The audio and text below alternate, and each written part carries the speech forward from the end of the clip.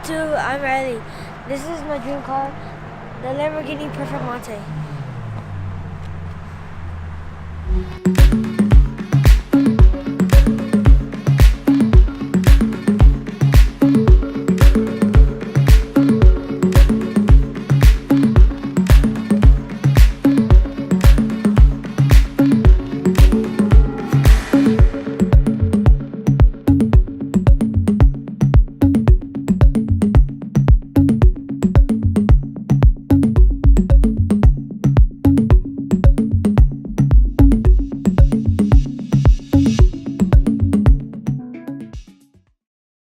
But it's $400, and I'm like, how can I justify spending $400 on a fishing reel, right?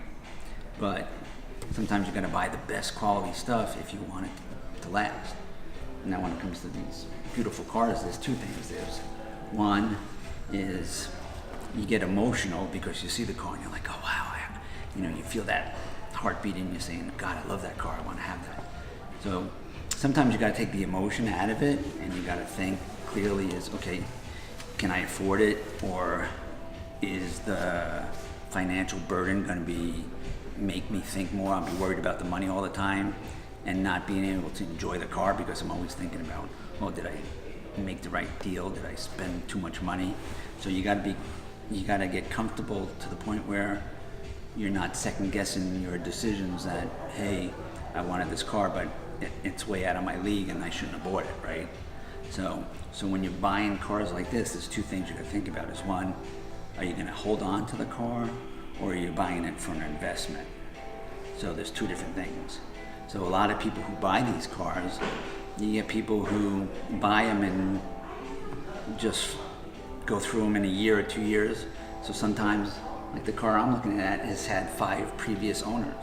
So they bought it and sold it, bought it and sold it. Unfortunately, on some cars, if you don't make the right investment, you lose money. So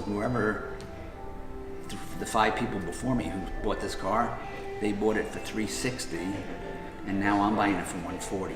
So I'm getting the same car for half the price, right? So sometimes you gotta think, okay, but when I buy a car, I hold on to it forever because I don't flip cars. I buy it because I love the car. I love how I feel when I'm driving the car. I love looking at the car because of the lines. So yeah, I can get emotionally tied to the car because I'm not buying it for an investment, right? I'm buying it to keep. But if you're buying it to flip, then you want something like the Performantes, or you want a car that's gonna appreciate in value. So when you're looking for a car to invest in, you wanna make sure there's a limited production of them, right? So if they keep making the same car for 10 years, there's too many out on the market, so there's no real, the price is not going to appreciate because there's too many cars on the market. So you want to pick a car that's unique, like the one behind us. It's a matte black, it's a Performante, and if you go talk to Lamborghini, they're probably only making, say, 100 of them, right? So they're only going to make 100, let's just say they're only going to make 100 of these black Performantes, right? So that would be a better car to invest in than, say, let's just say this blue one, for argument's sake. Say they're gonna make 500 of those, right? So if they're gonna make 500 of those, but only 100 of these, then this is a better investment if you like investing in cars and letting the money appreciate, So the less cars that are out there in production for that model, the more the price will appreciate over years. So I think the last Ferrari 1963 GTO, I think it sold for like $43 million at auction. Man. So yeah, that car's gone up and up and up and up because there was only, I think, originally 100 in production, and then they got wrecked or destroyed, and there's only a handful left. So in the world, right? So when you have a limited production car like one of these, or say a McLaren or something else that's a limited production, like the Ford GTs that came out, right? They only made a couple hundred of them, and then they stopped production. So the prices on the Ford GTs when they came out were $125,000 to $150,000.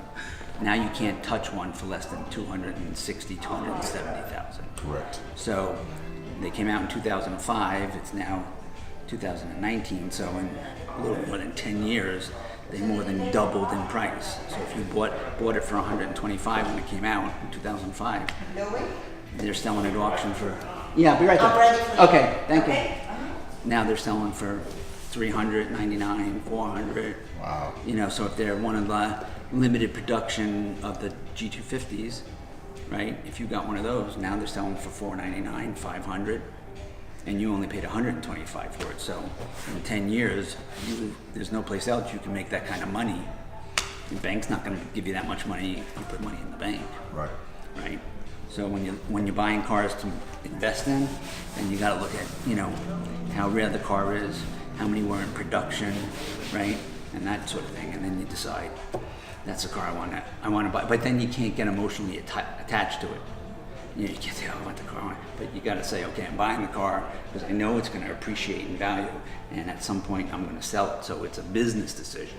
It's not an emotional decision, right? So in business, you gotta switch. You can't make all your decisions based on emotion, right? Great advice. That's the way you gotta go. Great advice. Thank you. Shake his hand. He just No gave worries. you some real No advice, worries. Robert. Okay, so You got a question? yeah, Yeah. when I buy a Lamborghini or a better car, So when you're buying a car for investment, you got a nice garage and you put it in the garage and you got to drive it once in a while because you got to keep all the seals on the car lubricated. So you got to drive it, you know, a little bit. You can't have zero. You can't let it sit in the garage for 10 years and have no miles on it because then all the cylinders and all the rubber hoses dry out and they crack. So when you have a that's car good for an information. investment, you still drive it a couple hundred miles a year because you got to keep the engine lubricated, you got to keep the transmission lubricated, you got to keep the brake lines free and all that. So you still drive it a little bit, but you take it out on sunny days when it's not raining. In the rain, you keep it in the garage. In the snow, you keep it in the garage. You know, that's if you're doing it for an investment. You know, but even a car that you buy for yourself that you love because you want to drive it. When you get cars like this, you still only take them out on sunny days because you don't want some crazy person bumping into your car because they can't drive in the rain, right? Right? Or the snow, right? Good advice. Thank you. But yeah, I wish my son was that smart. Shake his hand again. Shake his hand, man. It's a pleasure to meet you. is it probably I wish you lots of luck. Thank you. Thank I don't Thank know, you. we'll go Thank look you. at your website, Ross, and how much they're selling for, and that's how you kind of make it if you want to make it a business investment, you know. But yeah, I wish I was as smart as you at your age. Thanks. Awesome. Thank That was you. he did. I said thanks. Great advice.